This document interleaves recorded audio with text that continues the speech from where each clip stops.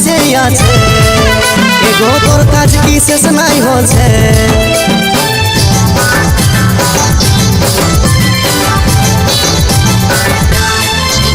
একটু চাড়ে মারে আইন ঘর জলদি করে চাটা কর কতক্ষণ লে বসে আছে এগো তোর কাজ কি শেষ নাই হচ্ছে কি হইল কিসের তো চেঁচাছ ঘরে সাপ ঢুকেছে নাকি